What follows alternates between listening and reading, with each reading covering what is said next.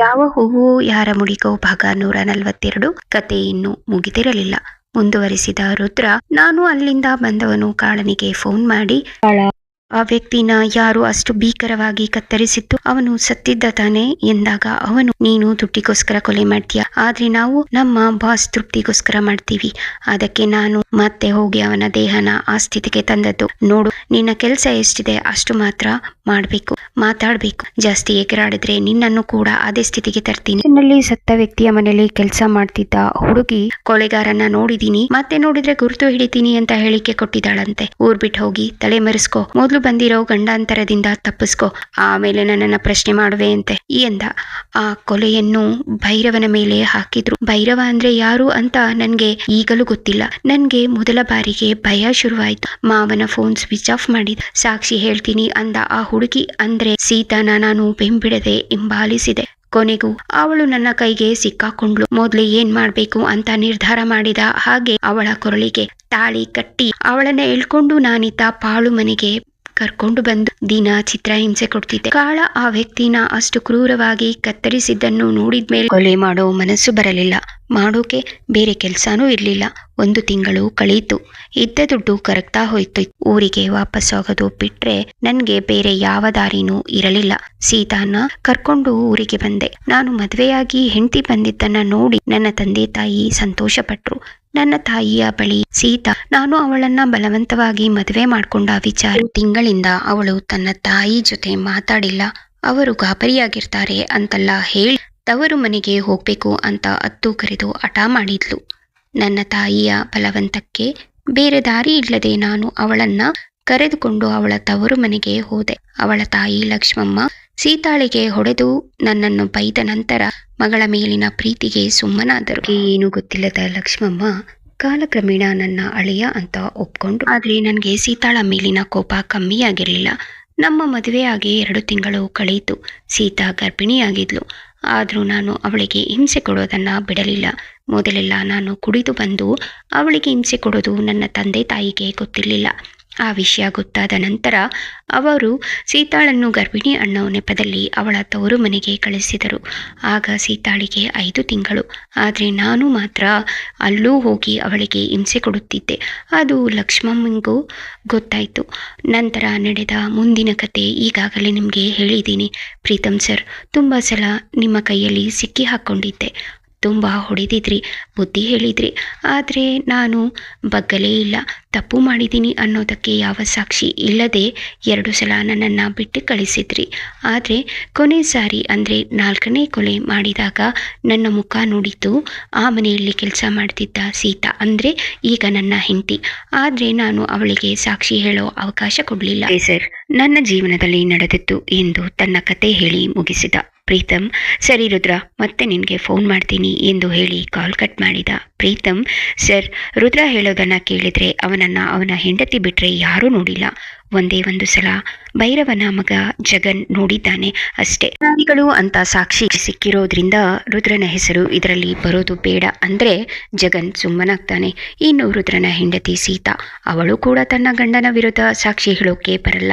ರುದ್ರನ ಮಾವ ರಾಜಪ್ಪನ phone number ಬಿಟ್ರೆ ಕಾಳ ಮಂಜನಿಗೆ ರುದ್ರನ ಬಗ್ಗೆ ಬೇರೇನೂ ಗೊತ್ತಿಲ್ಲ. ನನ್ನ ಪ್ರಕಾರ ರುದ್ರನ ಹೆಸರು ಎಲ್ಲೂ ಬರಲ್ಲ ಸರ್. ರುದ್ರನಿಗೆ ಫೇವರ್ ಮಾಡ್ತಿದ್ದೀನಿ ಅನ್ಕೋಬೇಡಿ. ಅವನು ತುಂಬಾ ಬದಲಾಗಿದ್ದಾನೆ. ಅವನನ್ನ ಮತ್ತೆ ಅರೆಸ್ಟ್ ಮಾಡಿದ್ರೆ ಬದಲಾಗಿರೋ ಅವನ ಜೀವನ ಹಾಳಾಗುತ್ತೆ ಅಂತ ನನ್ನ ಅಭಿಪ್ರಾಯ.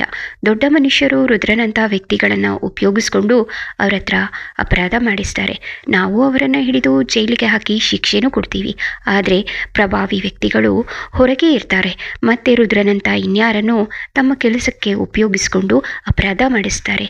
ಅದಕ್ಕೆ ನಾವು ಸಣ್ಣ ಮೀನುಗಳನ್ನು ಹಿಡಿಯೋದು ಬಿಟ್ಟು ತಿಮಿಂಗಿಲಗಳನ್ನು ಹಿಡಿಬೇಕು. ಆದಷ್ಟು ಬೇಗ ಇದನ್ನೆಲ್ಲ ಮುಗಿಸಿದ್ರೆ ಪಾಪ ಸರ್, ಅಜ್ಞಾತವಾಸದಲ್ಲಿರೋ ಜಗನ್, ಭೈರವ ಅವರ ಕುಟುಂಬ ನೆಮ್ಮದಿಯಾಗಿ ಜೀವನ ಮಾಡಬಹುದು ಎಂದ. ಆಗ ಜಗನ್ನಾಥ್, ವಾರೆಂಟ್ ಅವಶ್ಯಕತೆ ಇಲ್ಲ. ಮೊದಲು ಜನಾರ್ದನ್ನ ಕಾಳಮಂಜನನ್ನ ಅರೆಸ್ಟ್ ಮಾಡಿ ಮ್ಯಾಜಿಸ್ಟ್ರೇಟ್ ಮುಂದೆ ಪ್ರೊಡ್ಯೂಸ್ ಮಾಡಿ. ಈಗಾಗಲೇ ಜಗನ್ ಮತ್ತವನ ಕುಟುಂಬದ ಮೇಲೆ ಅಟ್ಯಾಕ್ ಮಾಡಿದವರನ್ನ ಸಂಜೆ ಅರೆಸ್ಟ್ ಮಾಡಿದ್ದಾನೆ ಅಂತ ಹೇಳಿದೆ ಅಲ್ವಾ? ಇವರನ್ನೆಲ್ಲ ಒದ್ದು ಬಾಯಿ ಬಿಡಿಸಿದ್ರೆ, ಜೊತೆಗೆ ಇರೋ ಸಾಕ್ಷಿನ ಮ್ಯಾಜಿಸ್ಟ್ರೇಟ್ ಮುಂದೆ ಪ್ರೊಡ್ಯೂಸ್ ಮಾಡಿದರೆ ಜಗನ್ಮತ್ತವನ ತಂದೆ ಯಾವ ಅಪರಾಧ ಮಾಡಿಲ್ಲ ಅಂತ ಸಾಬೀತು ಮಾಡಬಹುದು. ಅಪರಾಧಿಯಾದ ಜನಾರ್ದನ್ಗೆ ಶಿಕ್ಷೆನೂ ಕೊಡಿಸಬಹುದು ಎಂದರು ದೃಢವಾಗಿ. ಅವರ ಮಾತು ಕೇಳಿ ಪ್ರೀತಮ್ ಅವರ ಕೈ ಕುಲುಕುತ್ತಾ, ಥ್ಯಾಂಕ್ಸ್ ಸರ್, ಈಗಲೇ ಕಾಲ್ ಮಾಡ್ತೀನಿ ಎಂದವನು ಸಂಜಯ್ಗೆ ಕಾಲ್ ಮಾಡಿ, ಸಂಜು, ಜನಾರ್ದನ್ನ ಅರೆಸ್ಟ್ ಮಾಡು, ನಾನು ಕಾಳ ಮಂಜ ಎಲ್ಲಿದ್ದಾರೆ ಅನ್ನೋದನ್ನ ತಿಳ್ಕೊತೀನಿ, ಎಲ್ಲರನ್ನೂ ಮ್ಯಾಜಿಸ್ಟ್ರೇಟ್ ಮುಂದೆ ಪ್ರೊಡ್ಯೂಸ್ ಮಾಡೋಣ.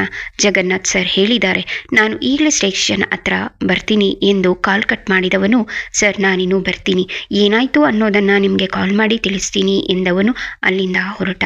ನಂತರ ಜಗನ್ನಾಥ್, ಒಂದೊಂದು ಸಲ ಒಳ್ಳೆಯತನಕ್ಕೆ ತಲೆ ಬಾಗಲೇಬೇಕು ಅನ್ನೋದನ್ನ ನನಗೆ ಅರ್ಥ ಮಾಡಿಸಿರೋ ವ್ಯಕ್ತಿ ನೀನು ಎನ್ನುತ್ತಾ ಪ್ರೀತಮ್ ಹೋದ ಕಡೆ ನೋಡುತ್ತಾ ನಿಂತ. ಸಾನ್ವಿ ಮಧ್ಯಾಹ್ನವಾದರೂ ರೂಮಿನಿಂದ ಆಚೆ ಬಂದಿರಲಿಲ್ಲ. ವಿಕ್ರಮ್ ಎದ್ದವನು ತನ್ನ ಫೋನ್ ತೆಗೆದು ನೋಡಿದ. ಅದರಲ್ಲಿ ರಾಮು ಫೋನ್ನಿಂದ ಬಂದ 10 ಮಿಸ್ ಕಾಲ್ಗಳಿತ್ತು. ವಿಕ್ರಮ್ ಗಾಬರಿಯಿಂದ, ಅಯ್ಯೋ, ಸಾನ್ವಿ ಮನೆಯಿಂದ ಬಂದಿರೋದು ಅಪ್ಪ ಅಮ್ಮಂಗೆ ಗೊತ್ತಿಲ್ಲ, ಅವಳು ಫೋನ್ ಮಾಡಿಲ್ಲ ಅನ್ಸುತ್ತೆ ಎನ್ನುತ್ತಾ ರಾಮುಗೆ ಕಾಲ್ ಮಾಡಿದ. ರಾಮು ಇವನಿಗೆ ಮಾತನಾಡುವ ಅವಕಾಶವನ್ನು ಕೊಡದೆ, ವಿಕ್ರಮ್ ಕೂಸು ಬೆಳಗ್ಗೆಯಿಂದ ಎಲ್ಲೂ ಕಾಣಿಸ್ತಿಲ್ಲ, ಕಾರ್ ತಗೊಂಡು ಎಲ್ಲೋ ಹೋಗಿದೆ, ಎಲ್ಗೆ ಅಂತ ಗೊತ್ತಿಲ್ಲ, ಅಮ್ಮನ ಜೊತೆ ಮಲಗಿದ್ದವಳು ಹೇಳಿದ್ರು ಕೇಳ್ದೆ ಅವಳ ರೂಮಿಗೆ ಹೋಗಿ ಮಲಗಿದ್ದಾಳೆ, ಡಿಸ್ಟರ್ಬ್ ಮಾಡೋದು ಬೇಡ ಅಂತ 11 ಗಂಟೆವರೆಗೂ ಸುಮ್ಮನಿದ್ವಿ. ಆಮೇಲೆ ಅವಳ ರೂಮ್ ಹತ್ರ ಹೋಗಿ ನೋಡಿದರೆ ರೂಮ್ ಬ್ಲಾಕ್ ಆಗಿತ್ತು. ಮನೆಯಲ್ಲಿ ಎಲ್ಲ ಕಡೆ ಹುಡುಕಿದೆ. ನಂತರ ಕಾರಿಲ್ಲ ಅಂತ ಗೊತ್ತಾಗಿ ಫೋನ್ ಮಾಡಿದರೆ ರಿಸೀವ್ ಮಾಡಿಲ್ಲ ಎಂದವನ ಕೈಯಿಂದ ಫೋನ್ ತೆಗೆದುಕೊಂಡ ಸ್ವರ್ಣ ಅಳುತ್ತಾ, ಕೂಸು ವಿಕ್ರಮ್, ನನ್ನನ್ನು ಮಾತಾಡೋಕ್ಕೆ ಬಿಡಿಯಪ್ಪ, ಒಂದೇ ಉಸಿರಿಗೆ ಮಾತಾಡಿದ್ರೆ ನನ್ನ ಮಾತು ಕೇಳಿಸ್ಕೊಳ್ಳಿ. ಸಾನ್ವಿ ಪಂಕಜ್ ಮನೇಲಿ ಇದ್ದಾಳೆ, ಅವಳಿಗೆ ಕಾಯ ನೋವಾಗಿದೆ, ತಡೆಯೋಕೆ ಆಗದೆ ನಿಮಗೆ ಡಿಸ್ಟರ್ಬ್ ಮಾಡೋಕೆ ಇಷ್ಟ ಇಲ್ಲದೆ ರಾತ್ರಿ ಒಬ್ಬಳೇ ಹಾಸ್ಪಿಟಲ್ಗೆ ಬಂದ್ಲು. ಅವಳಿಗೆ ಟ್ರೀಟ್ಮೆಂಟ್ ಕೊಟ್ಟು ಪಂಕಜ್ ಮನೆಗೆ ಕರ್ಕೊಂಡು ಬಂದ. ನಾನು ಅಲ್ಲೇ ಇದ್ದೀನಿ. ಈಗ ಅವಳು ಆರಾಮಾಗೇ ಇದ್ದಾಳೆ. ಸಂಜೆ ಹೊತ್ತಿಗೆ ಇಬ್ಬರು ಒಟ್ಟಿಗೆ ಬರ್ತೀವಿ, ಆಯ್ತಾ ಅಪ್ಪ? ನೀವು ಅಮ್ಮ ಟೆನ್ಷನ್ ಮಾಡ್ಕೋಬೇಡಿ. ಅವಳು ರಾತ್ರಿಯೆಲ್ಲ ಡ್ರೈವ್ ಮಾಡ್ಕೊಂಡು ಬಂದಿದ್ದಾಳೆ, ಜೊತೆಗೆ ಗಾಯ ನೋವಾಗಿದೆ, ಮಲಗಿದ್ದಾಳೆ, ಅದಕ್ಕೆ ಫೋನ್ ರಿಸೀವ್ ಮಾಡಿಲ್ಲ ಎಂದ. ಅದನ್ನು ಕೇಳಿ ರಾಮು, ಈಗ ಸಮಾಧಾನ ಆಯಿತು, ಸರಿ, ಅವಳು ಎದ್ಮೇಲೆ ಫೋನ್ ಮಾಡಿಸು ಎಂದು ಹೇಳಿ ಕಾಲ್ ಕಟ್ ಮಾಡಿದ. ರೂಮ್ನಿಂದ ಹೊರಗೆ ಬಂದ ವಿಕ್ರಮ್ ಪಲ್ಲವಿಯನ್ನು ಕುರಿತು, ಪಲ್ಲವಿ, ಸಾನ್ವಿಯಲ್ಲಿ ಅವಳು ಆರಾಮಾಗಿ ಇದ್ದಾಳಾ ಎಂದು ಕೇಳಿದ. ಪಲ್ಲವಿ ಅವನಿಗೆ ಜ್ಯೂಸ್ ತಂದುಕೊಟ್ಟು, ಮಲಗಿದ್ದಾರೆ ಅಣ್ಣ, ರೆಸ್ಟ್ ಬೇಕು, ಇಬ್ಬರನ್ನು ಡಿಸ್ಟರ್ಬ್ ಮಾಡಬೇಡ ಅಂತ ಪಂಕಜ್ ಹೇಳಿದ್ರು, ಅದಕ್ಕೆ ನಿಮ್ಮನ್ನಾಗಲಿ ಸಾನ್ವಿನಾಗಲಿ ಎದ್ದೇಳಿಸಲಿಲ್ಲ ಎಂದಳು. ಜ್ಯೂಸ್ ಕುಡಿದು ಮುಗಿಸಿದ ವಿಕ್ರಮ್, ಸಾನ್ವಿಯಲ್ಲಿ ಫಸ್ಟ್ ಏಡ್ ಕಿಟ್ ಕೊಡ್ತೀಯಾ ಎಂದ. ಪಲ್ಲವಿ ಫಸ್ಟ್ ಏಡ್ ಕಿಟ್ ತಂದು ಕೊಡುತ್ತಾ ಆ ರೂಮ್ನಲ್ಲಿ ಇದ್ದಾರೆ ಅಂತ ಸಾನ್ವಿ ಇದ್ದ ರೂಮ್ ಕಡೆ ಕೈ ತೋರಿಸಿದಳು. ವಿಕ್ರಮ್ ಫಸ್ಟ್ ಏಡ್ ಕಿಟ್ ತೆಗೆದುಕೊಂಡು ಸಾನ್ವಿ ಇದ್ದ ರೂಮ್ಗೆ ಬಂದ. ಸಾನ್ವಿ ಮಲಗಿದ್ದಳು. ವಿಕ್ರಮ್ ಅವಳ ಬಳಿ ಬಂದು ಅವಳ ಮುಖವನ್ನು ದಿಟ್ಟಿಸಿ ನೋಡಿದ. ಅವಳ ಮುಖದಲ್ಲಿ ಏನೋ ಆತಂಕ, ನೋವು ಕಾಣುತ್ತಿತ್ತು. ನಿಧಾನವಾಗಿ ಅವಳ ಪಕ್ಕದಲ್ಲಿ ಕುಳಿತು ಅವಳಿಗೆ ಎಚ್ಚರವಾಗದಂತೆ ಗಾಯದ ಬ್ಯಾಂಡೇಜ್ ತೆಗೆದ. ಗಾಯದಲ್ಲಿ ರಕ್ತ ಜಿನುಗಿತ್ತು. ಅದನ್ನು ನೋಡಿದ ವಿಕ್ರಮ್ ಮನಸ್ಸಲ್ಲಿ, ಗಾಯ ತುಂಬ ಡೀಪ್ ಆಗಿದೆ, ಸ್ಟಿಚ್ ಅವಶ್ಯಕತೆ ಇರಲಿಲ್ಲ, ಆದರೆ ಟ್ರೀಟ್ಮೆಂಟ್ ಅವಶ್ಯಕತೆ ಇತ್ತು. ಅದು ಅಲ್ಲದೆ ನಿನ್ನನ್ನು ಓಡಾಡಕ್ಕೆ ಬಿಟ್ಟು ತಪ್ಪು ಮಾಡಿದೆ. ನಿನ್ನನ್ನು ನೋಡ್ಕೋತೀನಿ ಅಂತ ನಿನ್ನ ಜೊತೆ ಇದ್ದರೂ ನನ್ನ ಮನಸ್ಸೆಲ್ಲ ನಿಶಾ ಕಡೆನೇ ಇತ್ತು. ಅವಳ ಬಗ್ಗೆನೇ ಯೋಚನೆ ಮಾಡ್ತಾ ನಿನ್ನ ಬಗ್ಗೆ ನಾನು ಸರಿಯಾಗಿ ಕೇರ್ ತಗೊಳ್ಳಿಲ್ಲ. ನಿನ್ನನ್ನು, ಅಪ್ಪ ಅಮ್ಮನ್ನ ಎಲ್ಲರನ್ನೂ ನೆಗ್ಲೆಕ್ಟ್ ಮಾಡಿದೆ. ಅದಕ್ಕೆ ನನಗೆ ಸರಿಯಾಗಿ ಶಿಕ್ಷೆ ಆಯಿತು. ಆದರೆ ಇನ್ಮೇಲೆ ಅಂಥ ತಪ್ಪು ನಾನು ಮಾಡಲ್ಲ. ಇನ್ನು ನನ್ನವರೆಲ್ಲರನ್ನ ಚೆನ್ನಾಗಿ ನೋಡ್ಕೋಬೇಕು. ಅದೇ ನನ್ನ ಜೀವನದ ಉದ್ದೇಶ. ಅದನ್ನು ಬಿಟ್ಟು ಬೇರೆ ಏನೂ ಇಲ್ಲ ಎಂದುಕೊಂಡವನ ಕಣ್ಣಲ್ಲಿ ನೀರು ತುಂಬಿಕೊಂಡು ಕಣ್ಣು ಮಂಜಾಗಿತ್ತು. ಗಾಢವಾಗಿ ನಿದ್ರಿಸುತ್ತಿದ್ದ ಸಾನ್ವಿಗೆ ಗಾಯಕ್ಕೆ ಔಷಧಿ ಸೋಕುತ್ತಿದ್ದಂತೆ ಎಚ್ಚರವಾಯಿತು. ಅವಳು ನೋವಿನಿಂದ ಅಮ್ಮ ಅನ್ನುತ್ತಾ ಕಣ್ಣು ಬಿಟ್ಟಳು. ಎದುರಿಗೆ ವಿಕ್ರಮ್ನನ್ನು ನೋಡಿ ಗಾಬರಿಯಿಂದ ಎದ್ದೇಳಲು ಪ್ರಯತ್ನಿಸಿದವಳನ್ನು ತಡೆದು, ವಿಕ್ರಮ್, ಮಲ್ಕೋ, ಎದ್ದೇಳಬೇಡ, ಡ್ರೆಸ್ಸಿಂಗ್ ಮಾಡ್ತಿರೋದು ಗೊತ್ತಾಗ್ತಿಲ್ವಾ ಎಂದು ಗದರಿಸಿದ. ಅವನ ಮಾತು ಕೇಳಿ ಬ್ಯಾಂಡೇಜ್ ಹಾಕುವವರೆಗೂ ಸುಮ್ಮನೆ ಕಣ್ಣು ಮುಚ್ಚಿ ಮಲಗಿದಳು.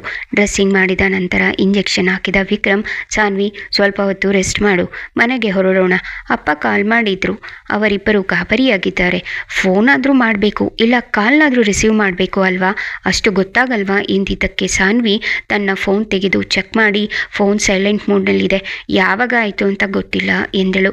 ಸಾನ್ವಿ ಏಳಲು ಪ್ರಯತ್ನ ಪಟ್ಟವಳು ತಲೆ ಸುತ್ತಿದಂತಾಗಿ ಹಾಸಿಗೆಯಲ್ಲಿ ಕುಸಿದಳು. ವಿಕ್ರಮ್ ಗಾಬರಿಯಿಂದ ಸಾನ್ವಿ ಸಾನ್ವಿ ಅಂತ ಪ್ರಯತ್ನ ಪಟ್ಟವನು ಅಲ್ಲೇ ಇದ್ದ ನೀರನ್ನು ಅವಳ ಮುಖಕ್ಕೆ ಚುಮುಕಿಸಿದ. ಆದರೂ ಅವಳಿಗೆ ಎಚ್ಚರವಾಗಲಿಲ್ಲ. ಮುಂದೇನು, ಮತ್ತೆ ಸಾನ್ವಿಗೆ ಏನಾಯಿತು ತಿಳ್ಕೋಬೇಕಾ? ಕತೆಗಾಗಿ ಕಮೆಂಟ್ ಮಾಡಿ. ಕತೆಯ ಬಗ್ಗೆ ನಿಮ್ಮ ಅಭಿಪ್ರಾಯ ತಿಳಿಸಿ. ಹಾಗೆ ಈ ಕತೆ ಇಷ್ಟವಾದಲ್ಲಿ ದಯವಿಟ್ಟು ಸಬ್ಸ್ಕ್ರೈಬ್ ಮಾಡ್ಕೊಳ್ಳಿ, ಲೈಕ್, ಶೇರ್ ಮತ್ತು ಕಮೆಂಟ್ ಮಾಡಿ. ಧನ್ಯವಾದಗಳು.